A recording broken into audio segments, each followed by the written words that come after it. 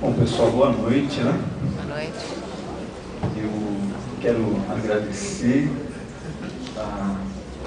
agradecer o Murilo pelo convite, né?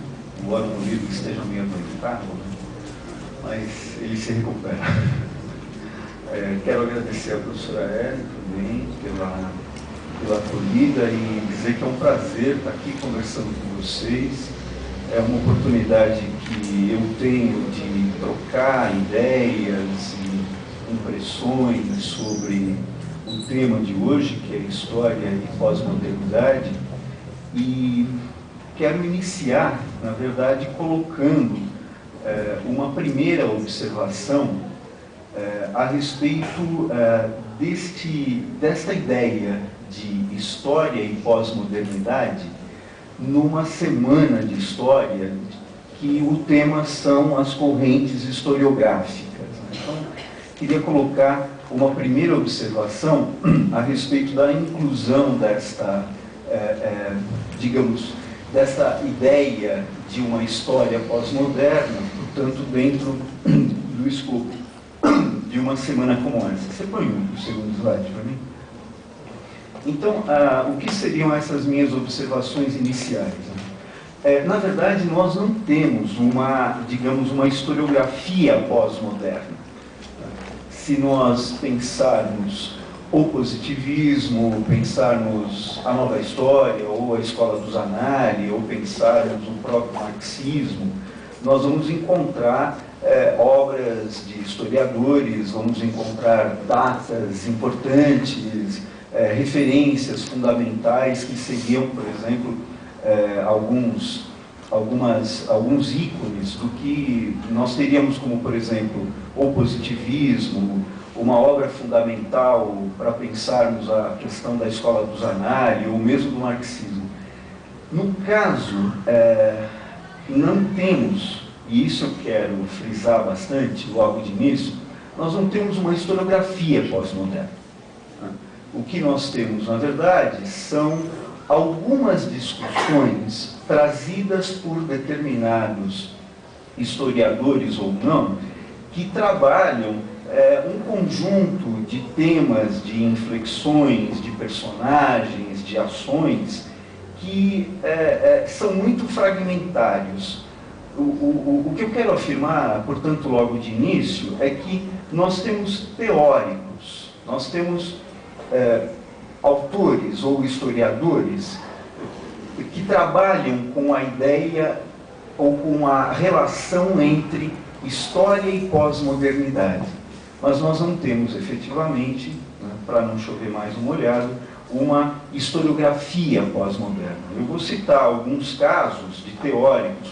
Por exemplo, nós temos o sempre muito citado, que é o Hayden White, que escreveu lá na década de 70 um livro chamado A Meta-História. Sempre que falamos de história e pós-modernidade, nós temos uma obra que é a do Lyotard, chamado A Condição Pós-Moderna. Talvez o livro mais emblemático seja o livro do Fukuyama, que escreveu lá nos anos 80 já uma obra que é O Fim da História. Quando nós vamos no detalhe destas obras, nós não encontramos uma historiografia. Nós encontramos, na verdade, um debate que procura marcar o que seria isto, para esse início de conversa nosso, uma noção pós-moderna a respeito da história. Então eu quero, de partida, já colocar para vocês uma primeira questão, que nós não estamos diante, portanto, de uma corrente historiográfica, mas nós estamos diante de uma ideia sobre a história. Eu vou partir como objetivo de dois planos para esse nosso início de conversa, já tentando deixar muito explícito qual é a minha posição e qual é a minha abordagem que eu tentarei fazer deste tema. Os dois planos, eles são, primeiro, o plano que eu estou chamando do plano do vivido. O tema História e Pós-Modernidade, ele revela, no plano do vivido, um sentimento de que nós viveríamos num mundo pós-moderno. Esse sentimento de que vivemos num mundo pós-moderno, eu vou detalhar um pouco melhor quando nós formos caracterizar um pouco mais o que seria essa ideia de uma história pós-moderna. Mas, a rigor, eu já quero colocar de partida que esse sentimento de que vivemos num mundo ou num vivido pós-moderno, ele não é novo.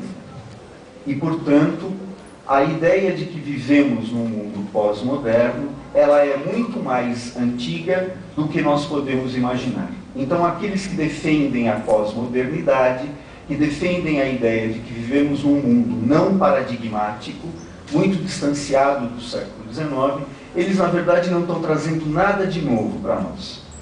Esse sentimento, como eu vou tentar apontar daqui a pouco para vocês, é um sentimento antigo e que já remonta pelo menos a mais de um século. E no plano do concebido, no plano da reflexão, eu quero também aqui, já de ponto de partida, afirmar que aquilo que se chamou como pós-modernidade, na verdade, já estava contido na modernidade. Em outros termos, desde o século XIX, isto que hoje temos como sentimento pós-moderno já era pensado pela própria modernidade. Então vocês vão observar que eu vou aqui fazer uma fala muito crítica da pós-modernidade, dizendo que a pós-modernidade, ela na verdade é um simulacro, ela foi uma construção que tem uma data muito precisa, que é o final dos anos 80, mas que eu espero que a gente possa, na hora do debate, discutir um pouco mais sobre isso.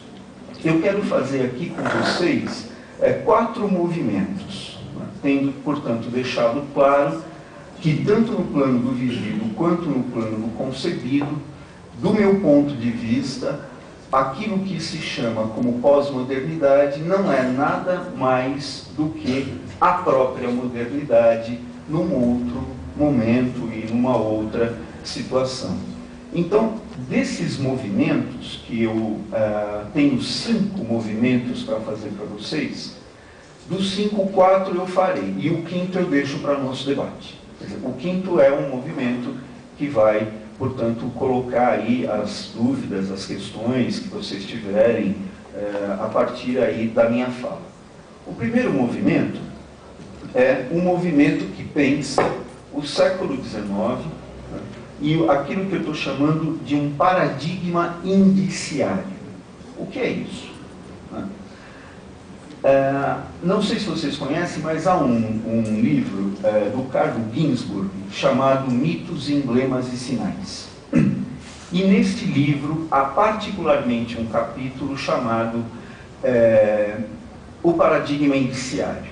Eu vou contar aqui a história para vocês entenderem onde é que eu quero chegar. Nesse capítulo em particular, o Carlo Ginzburg ele vai dizer o seguinte: no século XIX, nós temos 3 personagens que ele vai resgatar. O primeiro era um cara chamado Morelli, um italiano que estava muito preocupado com obras de arte falsas nos museus, e criou um método que ficou conhecido como método moreliano. O que era o método moreliano? Ele tentava, nos detalhes das obras de arte, das pinturas propriamente ditas, encontrar elementos muito particulares, o tamanho de um dedo, o formato de uma orelha, o jeito de uma boca, e por esses detalhes ele fazia comparações e chegava à conclusão de que aquela obra era realmente daquele autor ou daquela escola, ou aquela obra era uma obra falsa. Então, o método moreliano era um método que ia por indícios, por detalhes, chegando a uma verdade. Ele usa mais 2 autores. Ele diz: Também no século XIX, nós temos Sherlock Holmes. Todos conhecem, né, o famoso personagem do Arthur Conan Doyle, né, e o Sherlock Holmes vai, também pelo indício e pelo detalhe, tentando chegar à verdade sobre um determinado assassinato. Uma ponta de cigarro, uma folha dobrada, né, uma gota de sangue, né, enfim. O Sherlock Holmes também, no século XIX, por detalhes, por indícios, chegava a uma verdade. E para fecharmos, né, uma pequena tríade do século XIX, ainda de acordo com a análise do Ginsburg, o Ginsburg vai pegar o Freud e vai dizer: Freud também no século XIX, quando analisava os sonhos dos seus pacientes, pelos indícios, ele tentava chegar a uma verdade sobre aquela neurose, sobre aquela doença mental. O caso da Ana O era famoso, né? E como a Ana O, tantos outros pacientes deram ao Freud, né, indícios psicológicos para se chegarmos a uma verdade.